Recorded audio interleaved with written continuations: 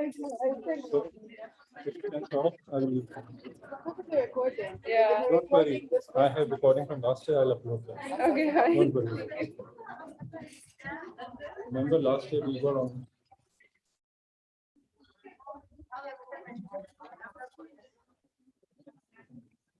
Okay.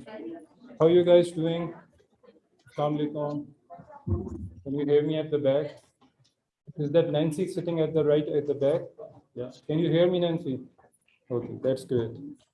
That's the problem. If I know somebody's name and they're sitting at the back, and I see them sitting at the back, which is the best place to sleep. If you want to sleep, you should go at the back and sleep. So I know we are in a, what do we say, somber mood because of the events of last week. But life goes on. So we have to go through this. This is a series of lectures, 4 lectures really. Yeah. What? It's what? I was speaking here, now I'm speaking here.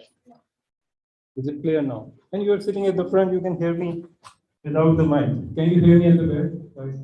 So this is a series of 4 lectures, 4 hours, covering general pathology, hemodynamic disorders. So basically, we will be covering everything in their chapters, chapter 4, I think, in the general pathology Robbins, over 4 hours of each.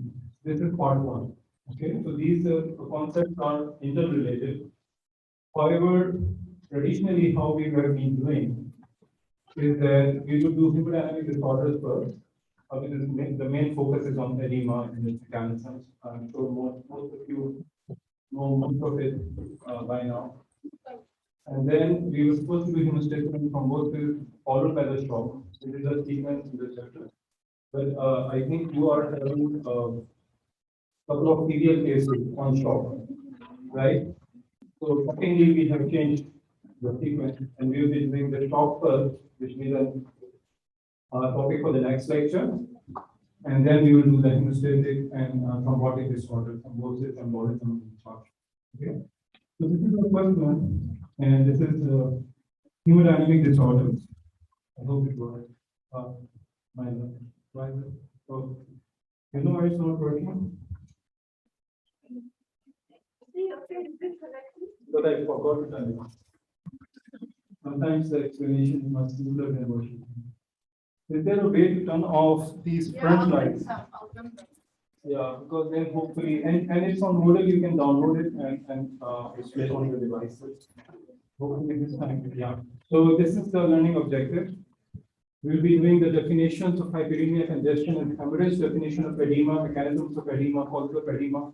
And then lastly, we'll be doing some clinical correlations. So whatever we will learn, we will apply in the context of some real life clinical scenarios and see how it goes. So the basic thing that you need to remember, irrespective of the block that you are taking, is just the front light color. Everybody will go to sleep. Yeah. Okay. Is it possible to just turn on the front?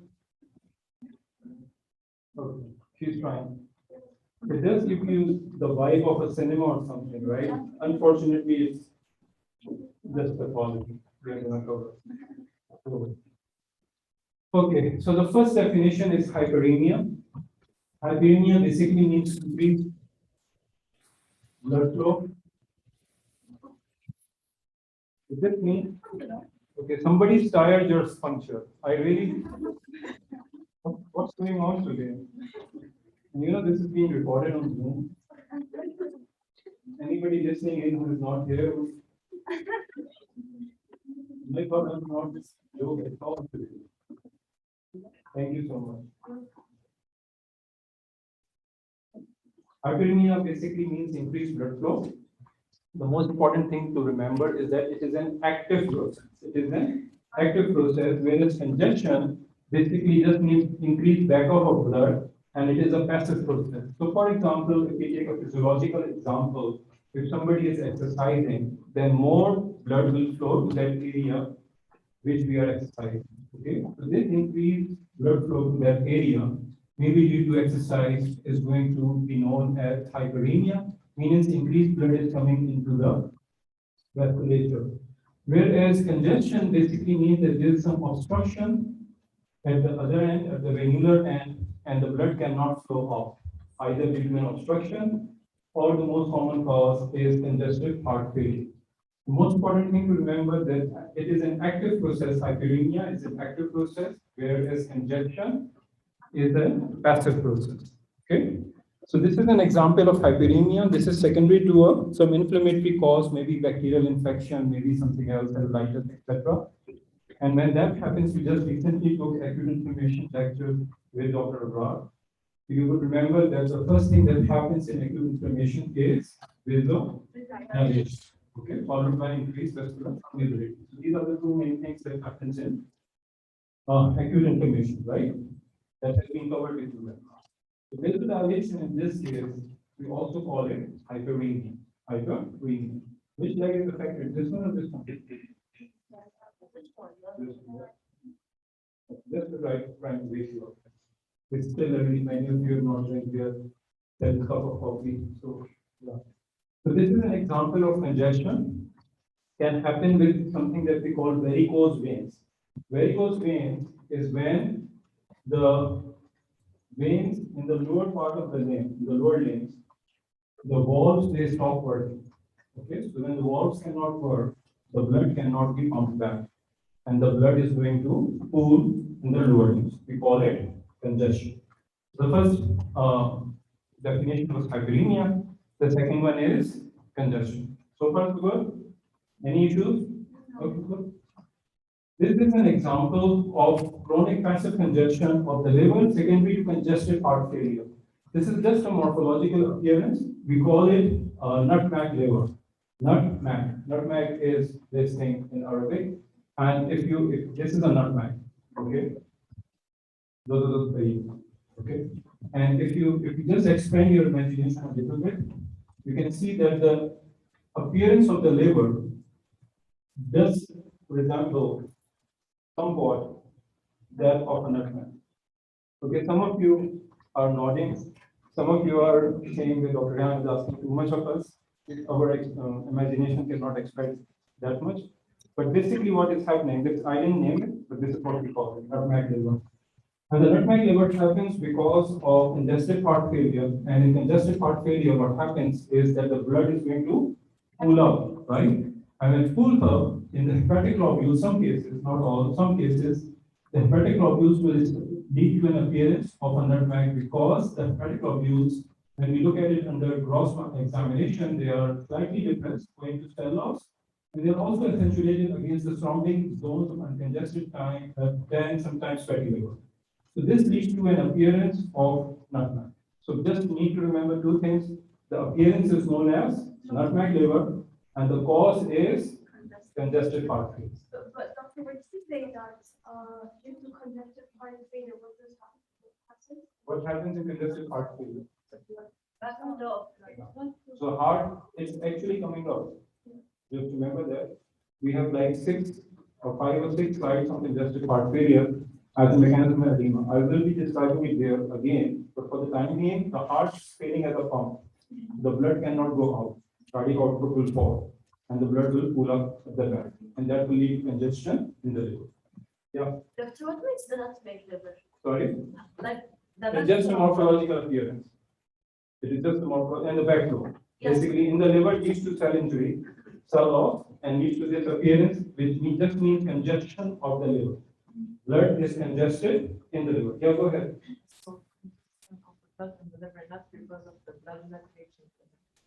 No, the blood is there, the backflow is there. Okay, the heart is failing as a pump, so backflow is there, and that is leading to this. Okay. Moving on, then there are some few other definitions. What is hemorrhage? Hemorrhage means extravasation, bleeding or activation beyond vessel. Hemorrhagic diathesis is everybody bleeds after trauma. Hemorrhagic diathesis is somebody bleeds without trauma, or they have increased bleeding after minor trauma, or their bleeding doesn't stop after trauma, okay, or they bleed without trauma. All of these things are included in the definition of hemorrhagic diathesis. That is, somebody has a tendency to bleed either without trauma or more bleeding with minor trauma. Okay, so then when that happens, we call it hemorrhagic diathesis. Okay, a tendency to bleed. Other definitions include hematoma. Hematoma just means collection of blood in any body cavity. It basically implies a mass effect. So if blood is collected in a body cavity, we will call it a hematoma. So if it collects in the abdominal cavity, we will call it abdominal hematoma. Just an example. Petechial hemorrhages are small hemorrhages, usually secondary to something wrong with the platelets or with the vessel wall, and they're usually less than 3 millimeters in size. I will show you some pictures. They are coming up on the next slide. But currently, the definitions, we're going through the definitions which are given in the chapter. So, petechial hemorrhages or petechi are very small hemorrhages, usually of the small vessels, mainly secondary to a problem with the platelets. Either the platelets are low, thrombocytopenia, or they are not functioning normally. In both, or there is something wrong with the vessel wall. All three causes can lead to petechial hemorrhage. Okay. Then we have something called purpura, which are larger hemorrhages. The only difference between petechi, purpura, and ecchymosis is that of the size. Petechi are less than 3 millimeters, purpura between 3 to 1 centimeter, and ecchymosis are more than 1 centimeter. We also call them in English bruising or bruises. Okay. So the medical term is ecchymosis. So ecchymosis basically are larger bruises or larger bleeding in the tissue. And the key thing, the way we differentiate all three is the size. Less than 3 millimeter would be petechial hemorrhages, between 3 and 10 millimeter would be purpura, and ecchymosis would be more than 1 centimeter. Okay. Then the bleeding or hemorrhage can be acute or chronic. Acute usually is secondary to trauma, okay, bullet injury, or knife wound, or things like that, any kind of trauma. It can, if it happens without trauma, acute bleeding without trauma, then that would indicate a bleeding diathesis. Chronic bleeding happening in the joints, happening anywhere in the body, would always indicate an underlying hemostatic defect, bleeding defect, a bleeding diathesis. Okay. Then there are other definitions: collection of fluid or collection of blood in the thorax, we call it hemothorax; collection of blood in the abdomen would be known as hemoperitoneum; collection of blood around the heart would be known as hemopericardium. And most common presentation in patients, for example, suffering from hemophilia or factor deficiency hemarthrosis, where we have collection of blood or they bleed in their joints. They chronically, repeatedly bleed in their joints. Okay, most commonly knee joints, shoulder joints, so on and so forth. So we call it bleeding in the joints. We call it hemarthrosis. Arthrosis means joints. Heme means bleeding in the joints. Hemarthrosis. Clear? Hemopericardium, hemothorax, hemoperitoneum, and hemarthrosis. So far, so good? Easy, right? Inshallah, it will be easy. Don't worry. All four of my lectures are not that difficult, hopefully, as compared to a vast amount of knowledge that is being given to you for the POD block. Inshallah, this will be hopefully less challenging. Let's put it this way, less challenging. Okay, these are pictures of petechial hemorrhages. These are not mosquito bites here. This is petechial hemorrhages, less than 3 millimeter, usually secondary to platelet problems, either low platelet or they are not functioning normal. Another picture of conjunctival petechial hemorrhages in the conjunctiva. Okay, these are right. I just want to be very engaged. That's why I asked questions. Usually the answer is right there. So these are bigger bleeding. Okay, that finishes our section on definitions. We will now start with edema. So what is edema? Anybody? The definition: accumulation of fluid in the interstitial tissue. Also within the cell, we call it hydropic change. We will not be covering that at all. Most of this lecture is concerning the excess fluid accumulation in the interstitial tissue. Okay. What is the difference? What do we call this? Pitting. Most of the causes that we will be discussing today lead to pitting edema. Pitting edema means when we press the skin for about 15 to 20 seconds, in which if the lower limbs are swollen or there is edema in the lower limbs, then this is going to lead to a pit formation. Okay. There is only one cause for non-fitting edema, which will be discussed at the end of this presentation, the last one. So the four most common mechanisms are coming up next. Okay. When I say coming up next, I'm trying to increase your interest. But okay, let's spend some time to revisit these concepts which have been discussed previously in previous blocks.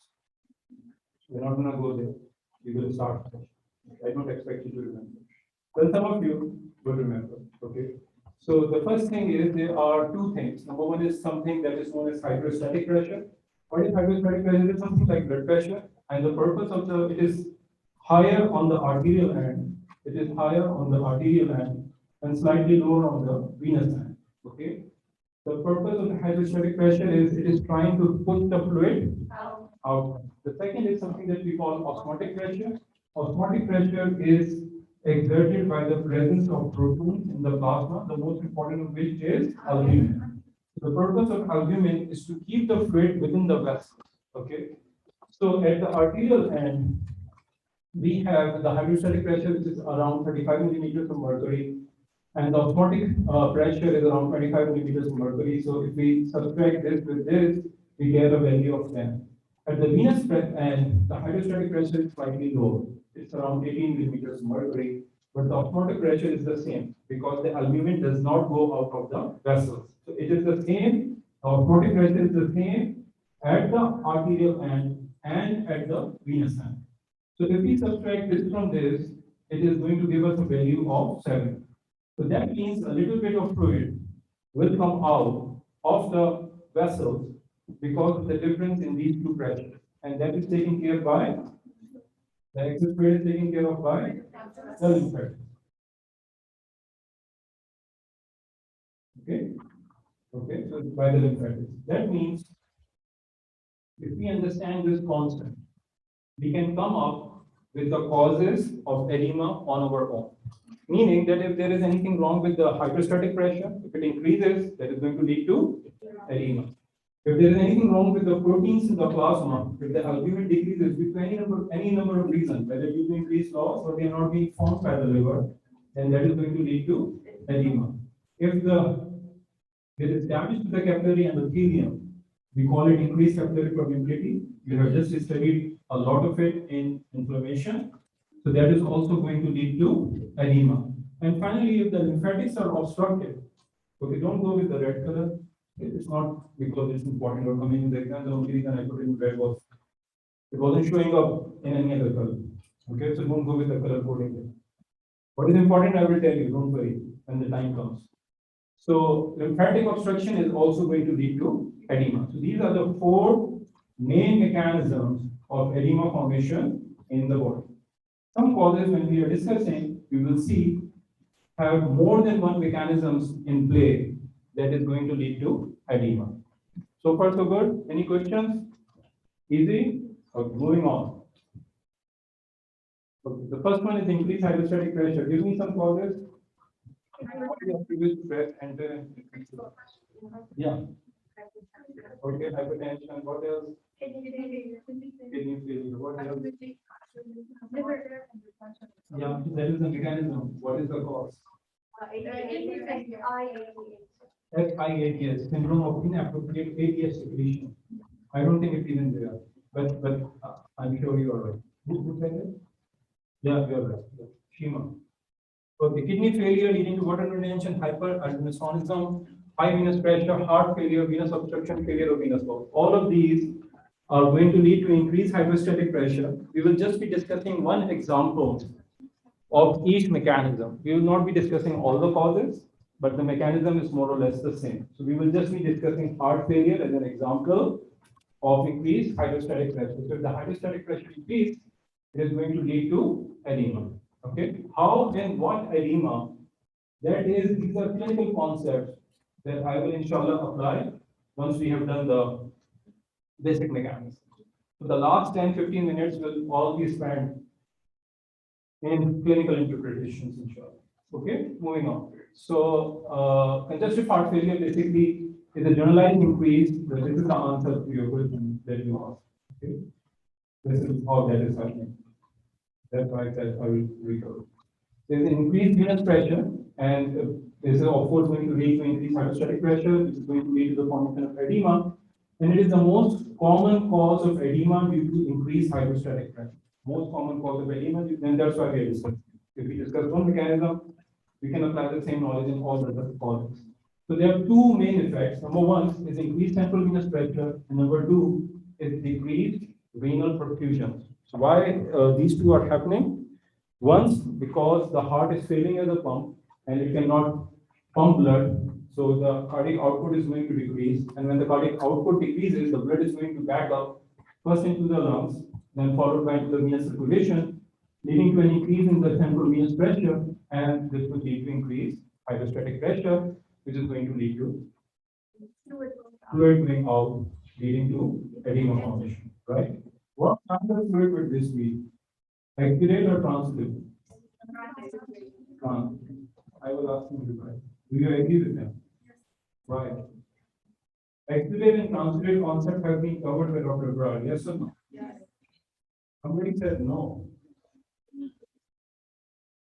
I am 100% sure he covered it. Yes. He did, right? Yeah. Yeah, okay. I will cover it again for reinforcement. Don't worry.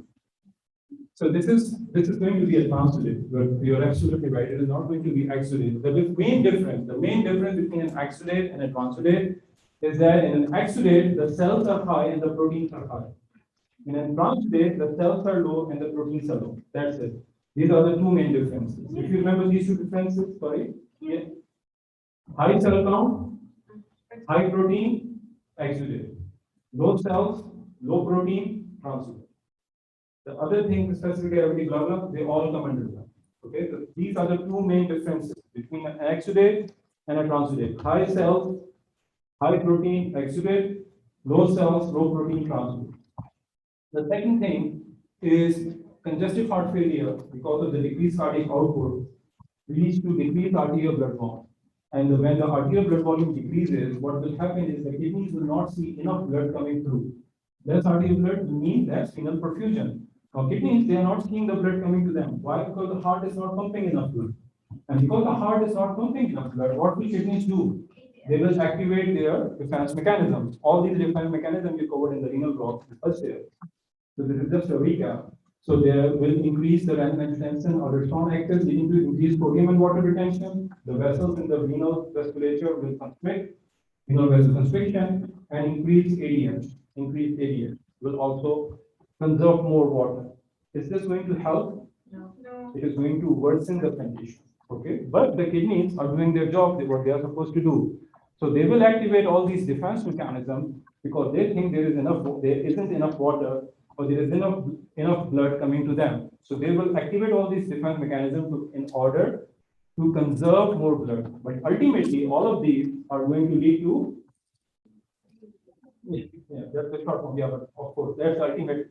That's what we are discussing. So this will ultimately lead to increased central venous pressure, increased renin, increased antidiuretic hormone, increased venous vasoconstriction. All of this together are going to lead to increased hydrostatic pressure that will lead to edema. Okay, so this was the one example of the first mechanism, which is increased hydrostatic pressure. Clear?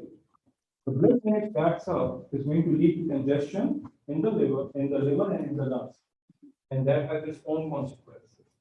We will discuss. So far, so good? Yes. Okay, moving on. The second is decreased plasma proteins. What we call decreased plasma proteins?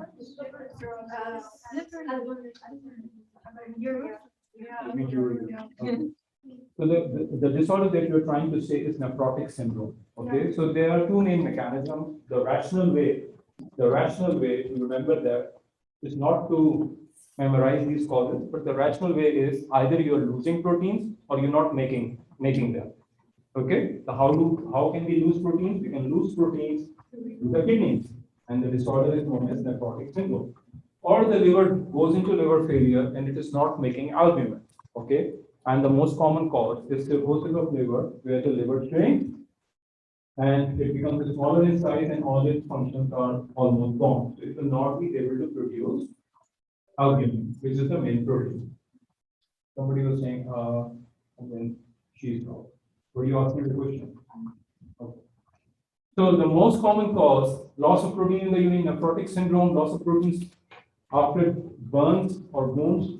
If the amount of burns on the skin is too large, the skin is one of the protective systems. If the skin is gone, then we can not just lose water, we can also lose a lot of protein, lots of protein because of the increased capillary damage that is happening. So the proteins will also get lost through the skin after burns.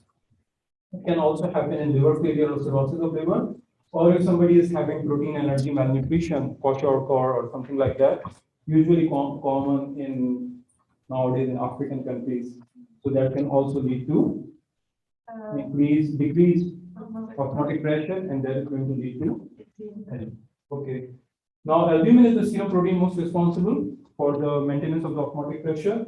A decrease can result from either increased protein loss or decreased protein synthesis. Increased albumin loss can happen in nephrotic syndrome. I don't know whether you guys have heard of nephrotic syndrome before or not, but it is something that was probably discussed in renal block, but it's coming up inshallah in detail in year 3 renal block. Okay, but what happens is that, because we are just discussing general pathology now, is that there is a problem with the renal tubules. They can, and a lot of protein gets excreted every day. More than 3 grams of protein is lost every day in the urine. When that happens, when the protein is gone, a lot of protein, and the liver cannot make up the loss of proteins by making more and more, it is going to lead to a decrease in the albumin. And a decrease in the albumin is going to lead to decrease of osmotic pressure, and that is going to ultimately lead to edema. Reduced albumin synthesis, I've given you the example of cirrhosis of liver. The liver is not functioning normally. Albumin is produced, all of it is produced in the liver. If the liver is not functioning, then the albumin will not be produced, again leading to decreased osmotic pressure and then ultimately edema. Right, my dear?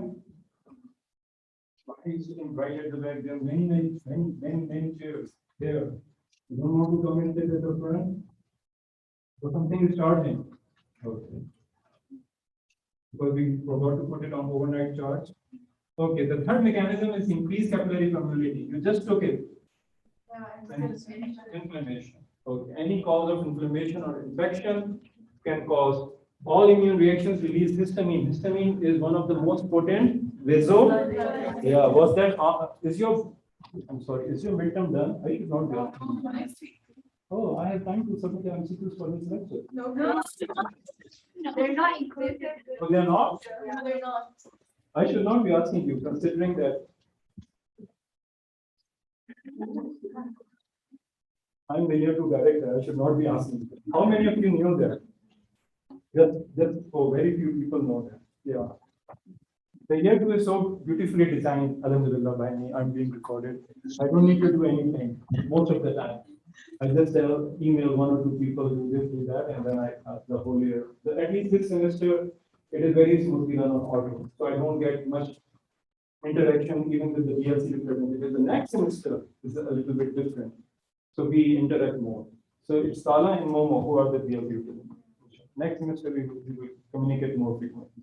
But for the rest of you, yeah, I'm the EX director. I keep a very low profile so that the less people they know, the less emails I will get. Yeah.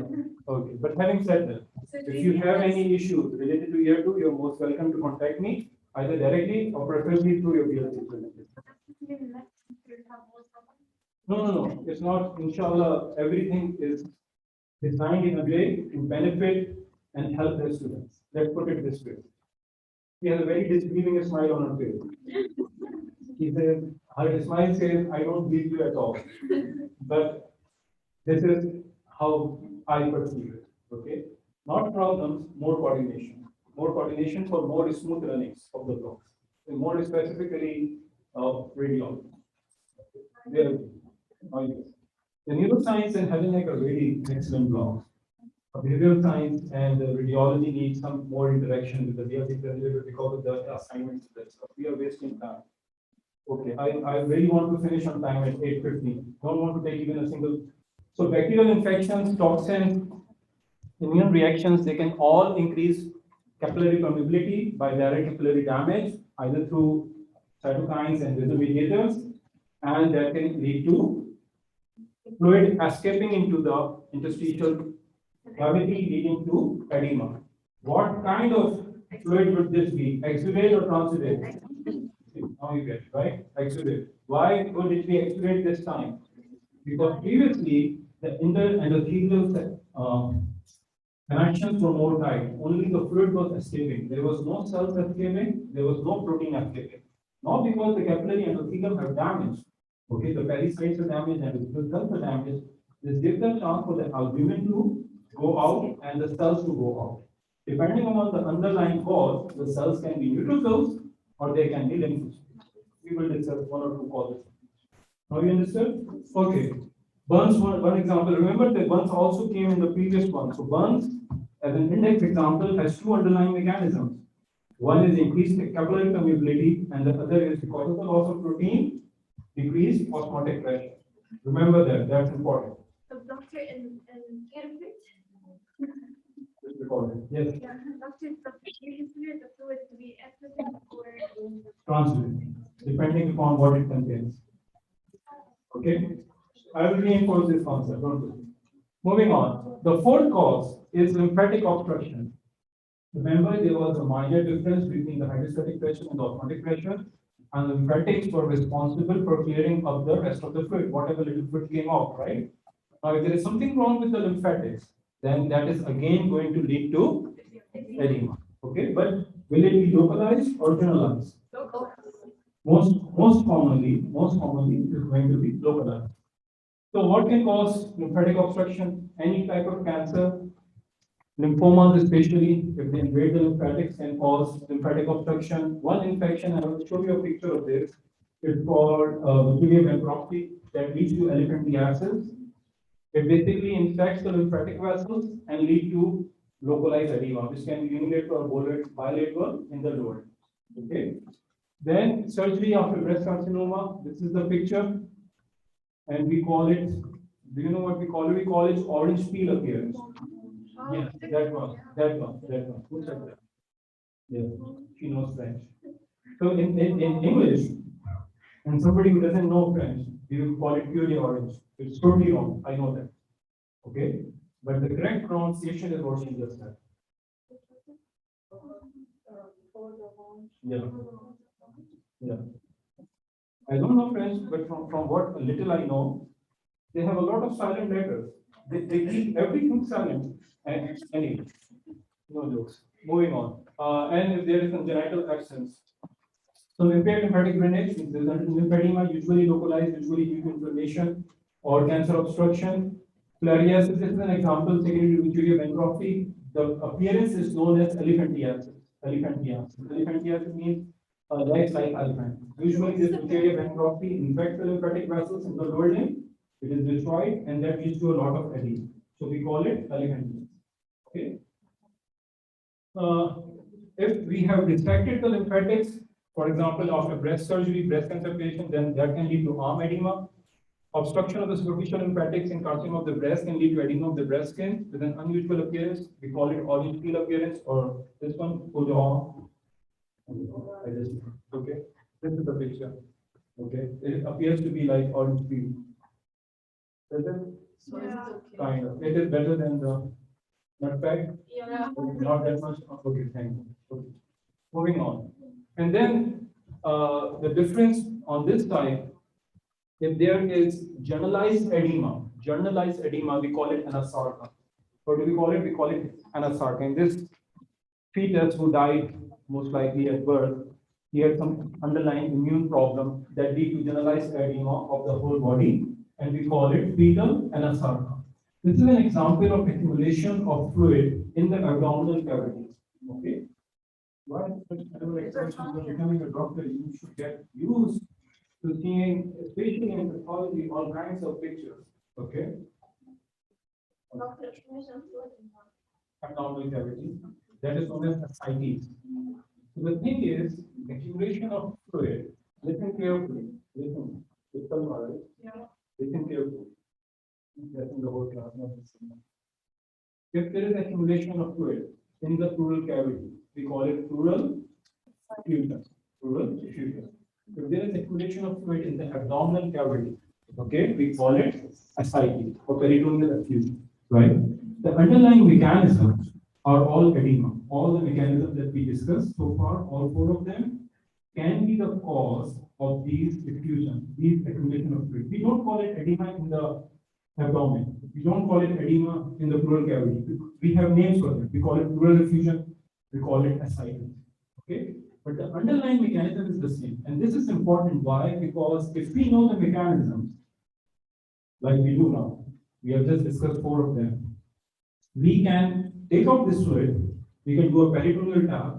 We can just put a syringe here, withdraw some of the fluid, and we can just look at the fluid, right?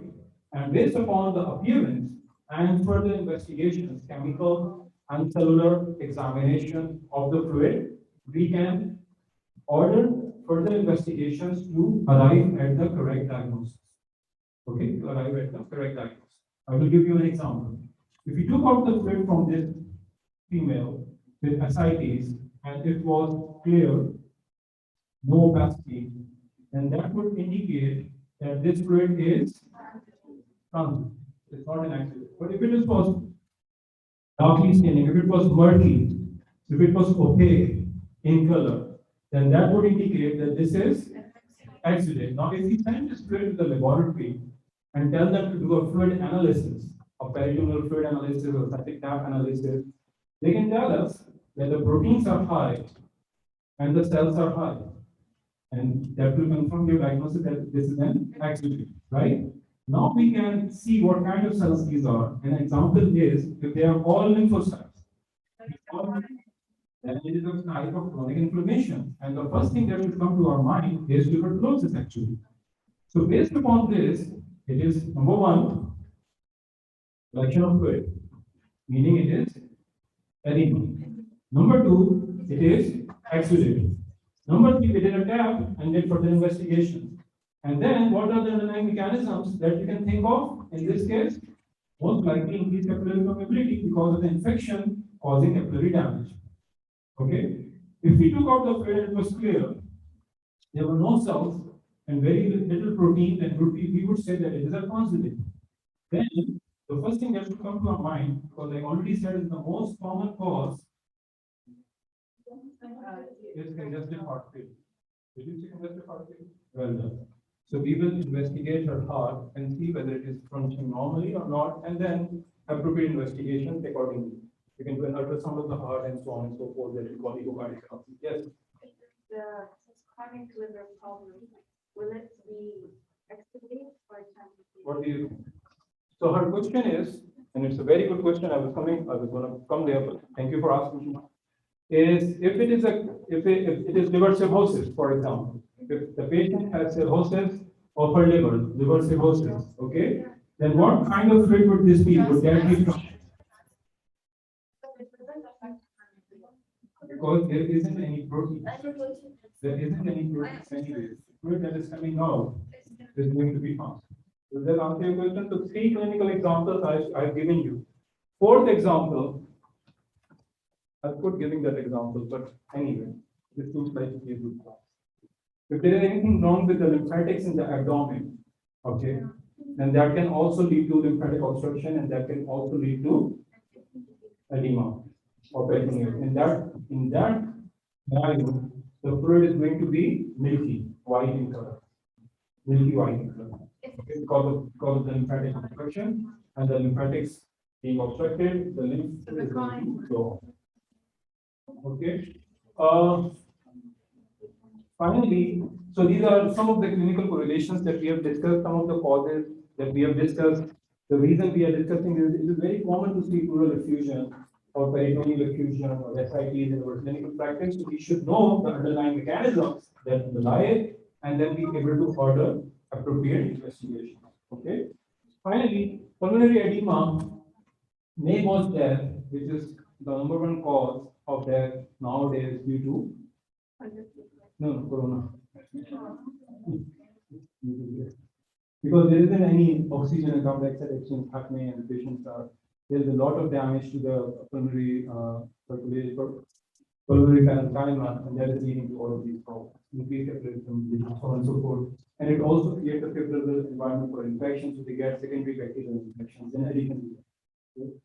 Brain edema, it is also fatal. If there is trauma, if there is any infection in the brain, any brain tumor, then that can lead to edema in the brain, due to increased capillary permeability. The problem is there is no place for the fluid to go, and therefore this can lead to herniation of the brain, increasing intracranial pressure, and the patient can die. So that is why we are discussing why it becomes a medical emergency. So we started off from the mechanisms of edema, and now we are applying that knowledge in real life clinical scenario. We need to remember what is a clinical emergency, what is not a clinical emergency. Finally, this is the last slide, I think, of the presentation. So the final mechanism, the fifth mechanism, is something I believe that you read about or were taught about both in the PPL and in the lecture on thyroid disorders in endocrine block, which was just a block before this block. And if you remember, this is due to extracellular matrix being synthesized at an increased rate in the form of glycosaminoglycans by fibroblasts. And this leads to pretracheal myxedema and sometimes ectothermus in Graves' disease. This edema is going to be fitting or not fitting? Non. So this is the example of non-fitting edema. This is the only mechanism, to the best of my knowledge, that leads to non-fitting edema. So increased accumulation of gas, glycosaminoglycans. Yes, go ahead. What's the difference between edema and lymphedema? Oh wow! Why didn't you ask that in the introductory block? I have realized you never have there. Oh, you had this question in the block exam? No, in the exam. In your brains. Okay. Okay. Excellent. So you just have to wait till the mixed edema, the pretracheal mixed edema, it is reserved for Graves' disease, and it is due to this glycosaminoglycan formation. The one in Hashimoto's, I thought. Ask Dr. Abrard in year 3 in the endocrine block. What's your question? Because there is no, it's not fluid. It is glycosaminoglycan. So you cannot press it and it will not form. Okay. Guys, get ready for attendance.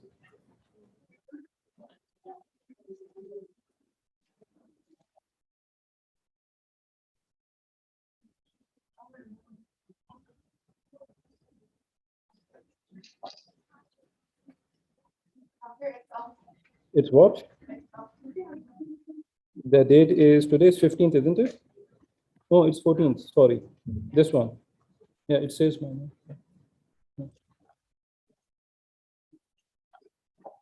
41 FFQ8. Everything is in caps. You can quickly WhatsApp to the people who are not here. Tell them it will change in 20 seconds, so they must mark their attendance wherever they are.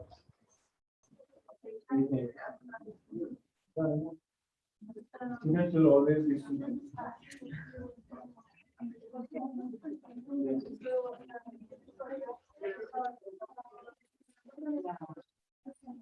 Fitting it. Non-fitting it. The fitting and non-fitting is only in the room. Petechial hemorrhage.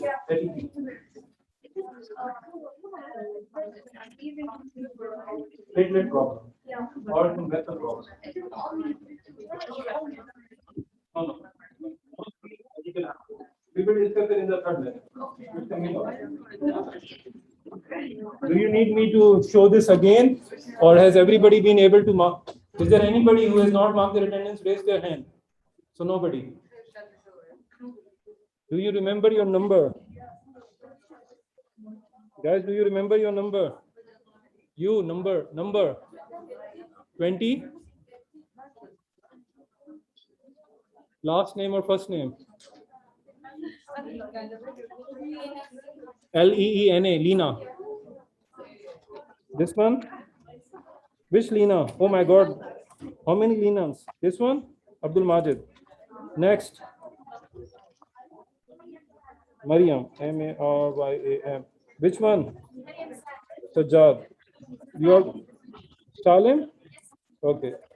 I'm not sure of my name because If it is present, I will make it absent. What's your name? فضة. What? فضة. F-A? D-A-F. There is no Fadda. Maybe it's double D.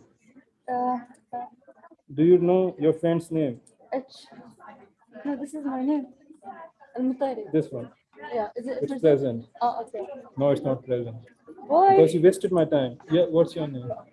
Yeah, this one I know. RUA ROAA. Keep changing your name. Oh, it's Juma. Anybody else?